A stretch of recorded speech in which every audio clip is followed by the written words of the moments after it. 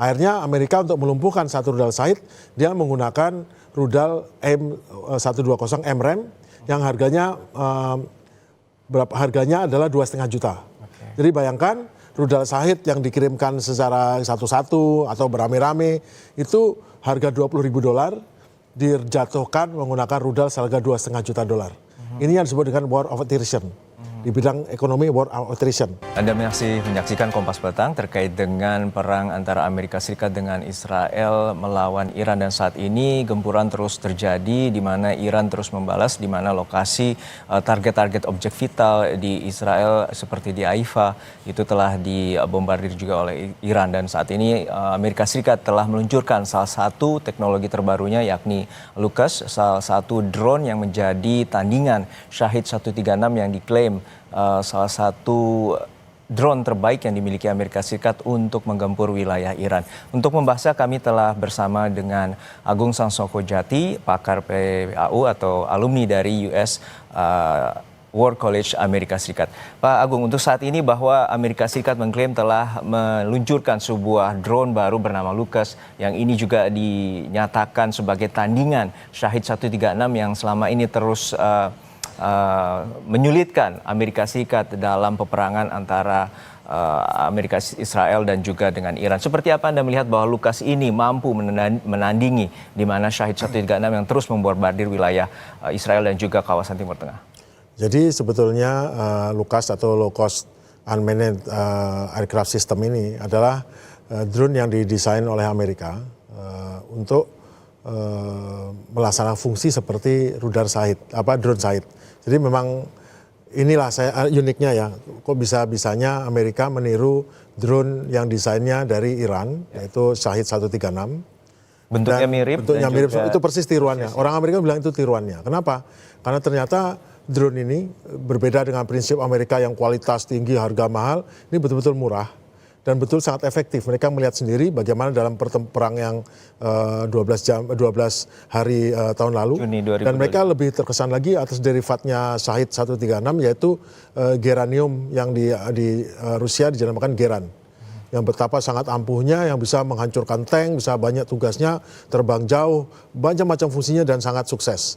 Nah, LUCAS ini adalah tiruan yang dibuat Amerika, dan tentu kalau di Amerika harga lebih mahal, harganya 2,5 kali lipat. Jadi kalau Shahid 136 harga resminya 20.000, LUCAS itu disebutkan 50.000 harganya. Berarti dua kali setengah. Namun berdasarkan kemampuan, ternyata LUCAS ini kemampuannya untuk mengangkut senjata tidak sekuat daripada rudal Shahid. Dan ini LUCAS ini digunakan sekarang oleh marinir Amerika. Dan marinir Amerika melepaskannya dari kapal, yaitu dari kapal induk ataupun kapal perusak, dan sekarang gugus tugasnya itu sedang meninggalkan pantai dekatnya pantai Oman. Dia sedang replenish, sedang mengisi BBM, bahan bakar, logistik.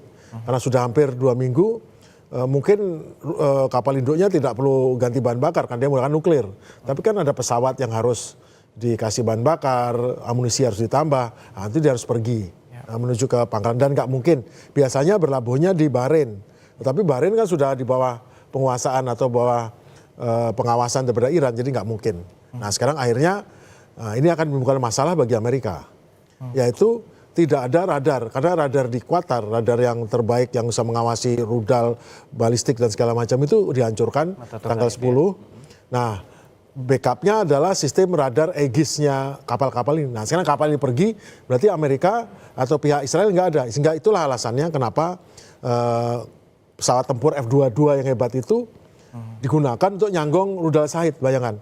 Dan cara menjatuhkannya tidak bisa menggunakan rudal Sidewinder yang harganya $1,5 juta, karena rudal itu pencari panas, sedangkan Shahid sama sekali panasnya tidak memenuhi syarat untuk sebuah panas pesawat yang cukup radiasinya untuk ditembak. Akhirnya Amerika untuk melumpuhkan satu rudal Shahid, dia menggunakan rudal M120 MRAM yang harganya adalah 2,5 juta.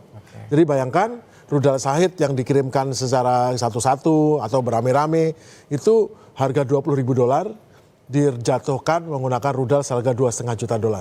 Ini yang disebut dengan war of attrition. Di bidang ekonomi war of attrition. Di samping juga attrition di bidang moral pendukungnya, attrition di bidang dukungan politik. Ya. Seperti yang dibilang tadi, sekarang di Amerika masalahnya adalah bukan malah senator atau masalah kongresnya, semua banyak yang pro Israel. Masalahnya meskipun mereka pro Israel, tapi pada saat nanti pemilihan sela nanti bulan November, yang terjadi adalah mereka milih ikut pendukungnya yang minta berhenti perang atau loyal sama Israel yang membantu dia dalam soal keuangan atau dukungan. Nah ini akan pertahanan mereka dan saya yakin pada titik nanti dengan satu dorongan lagi semua akan berbalik meminta untuk ini dihentikan karena memang pendukungnya juga kebanyakan minta ini dihentikan. Ya, baik. Tentu perang ini menjadi salah satu sorotan dan kita juga masih terhubung dengan Fauzia Cempaka Timur, peneliti senior Indo-Pacific Strategic Intelligence. Mbak Fauzia, bahwa terkait dengan perang ini persenjataan terus bergulir dan juga Amerika Serikat terus meluncurkan teknologi terbarunya di perang melawan Iran. Seperti apa Anda melihat bahwa senjata yang diluncurkan oleh Amerika Serikat ini terus menggempur wilayah Iran dan bagaimana perang ini dapat diakhiri dan kemudian beberapa pihak akan maju di meja perundingan? Terima kasih Mas Herjuno.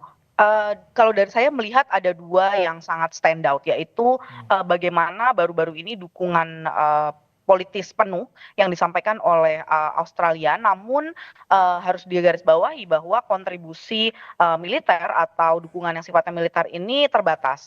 Tadi disampaikan terkait dengan MREM. Nah, ini MREM ini Australia juga berkeputusan untuk pemerintah Albanisi ini dengan cepat menyatakan dukungan yang bahkan kontribusi militernya ini melalui juga paket-paket rudal udara MREM gitu ya yang dikirimkan oleh Australia dengan mandatnya adalah mendukung pertahanan negara Teluk. Nah, kalau kita lihat selain juga memang juga mengirimkan beberapa pesawat, salah satu pesawatnya yaitu Wedgetail. Nah, dalam konteks ini kalau kita lihat bagaimana dukungan Australia ini digambarkan sebagai memperpanjang mata telinga dan juga berusaha untuk meningkatkan efektivitas dari pertahanan udara yang tadi disampaikan oleh Pak Agung juga bahwa ini semakin menurun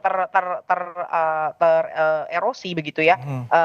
Namun jika kita mempertimbangkan tentang perundingan, kita harus ingat juga bahwa statement yang disampaikan selaras oleh dari spokesperson atau juru bicara Iran maupun Kementerian Luar Negeri Iran sampai saat ini menyatakan tidak akan membuka negosiasi begitu ya. Nah, dalam konteks ini ada kualitas koalisi yang dimiliki oleh Amerika Serikat bersama dengan negara-negara Teluk maupun negara-negara sekutu seperti tadi Australia maupun salah satunya Inggris yang menyatakan bahwa dia tidak akan aktif menyerang tetapi akan menyalakan program atau posisi defensif aktif begitu. Nah, dalam konteks ini saya rasa kohesivitas koalisi akan sangat menentukan kemana arah negosiasi selanjutnya bagi Amerika Serikat maupun Iran.